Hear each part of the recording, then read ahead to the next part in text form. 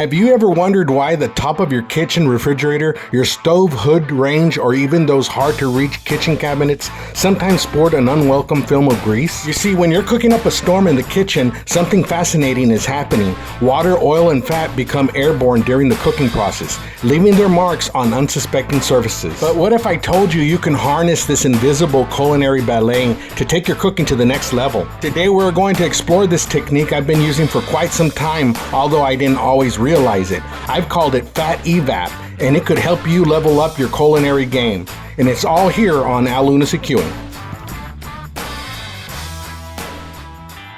Welcome back, guys and gals. I hope you all are doing well. Now, before you scientific geeks out there get your panties in a bunch, I know that fat doesn't exactly evaporate, but I called it the Fat Evap Technique for a lack of a better term. Now, before I explain how we'll be testing this technique today, we have to go back to visit some of my previous videos. This all started in October 2022. You see, I was smoking my first brisket on the Camp Chef, and I wanted to render my own tallow, so I set up a cast iron pan filled with the brisket trimmings on the bottom rack, with the prime brisket directly above the pan on the top rack. As the trimmings rendered throughout the cook, I noticed that there was a sweat-like glossy appearance to the brisket. I figured that it being a prime brisket and having more fat marbling than a select brisket, it was staying moist throughout the cook. I ended up spritzing anyway just to be on the safe side. Moving on to April 2023, when I smoked a Wagyu tri-tip on the Camp Chef. This time I was using fat trimmings and water in the cast iron pan underneath, and the sweat-like look was even more apparent with pools of moisture on the tri-tip. Okay, so maybe we were onto something here. Finally, in June 2023, I smoked some choice dino ribs on the Camp Chef. Once again, I used fat trimmings and water in the cast iron pan below, and the ribs stayed moist throughout the cook. You could even see the moisture on the later stages of the cook as I was getting ready to wrap.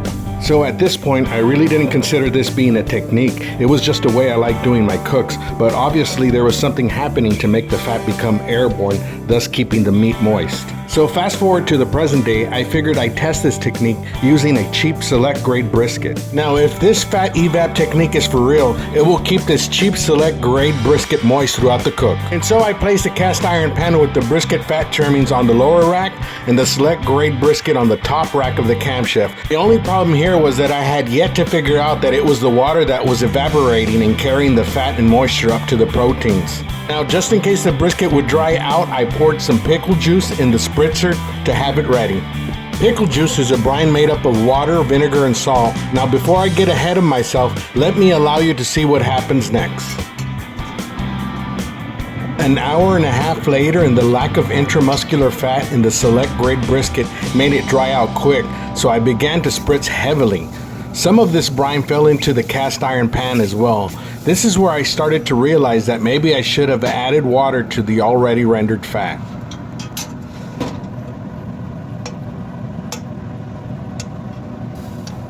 Okay guys, so switch those over and we're getting a great amount of tallow.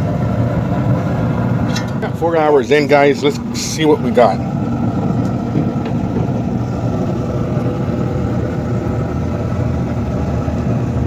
Pretty decent, and it's staying moist. Wow, let's look at this tallow down there. Tallow looks good.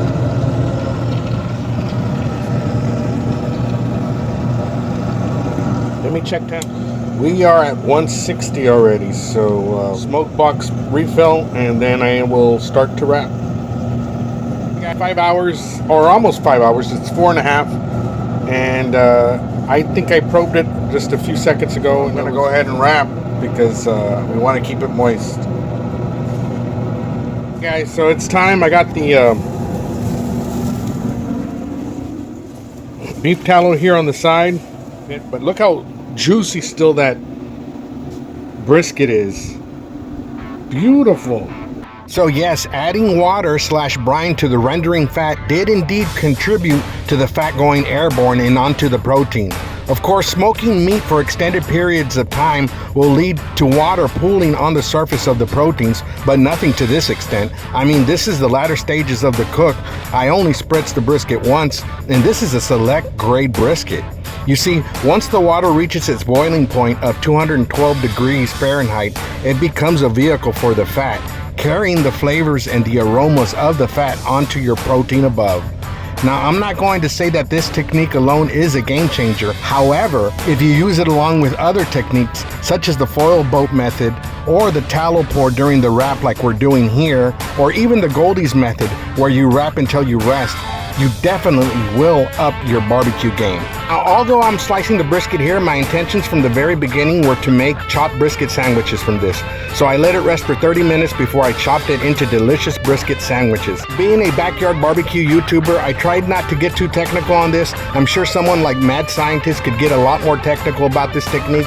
I just know that it works and is a great addition to your backyard barbecue game. Other advantages of using this would be you minimize spritzing, reduce cleanup since the pan is catching all the meat droppings. It also allows you to make your own tallow and broth that you can use for other cooks. You can even season the fat trimmings for additional flavor and throw in some onions and garlic. There are so many options for this. Anyways, that's all for now, guys and gals. I wish you guys the best in your cooks. Don't forget to comment, like, and subscribe if you haven't yet. Till next time, folks, take care of yourself and each other. See you on the next one.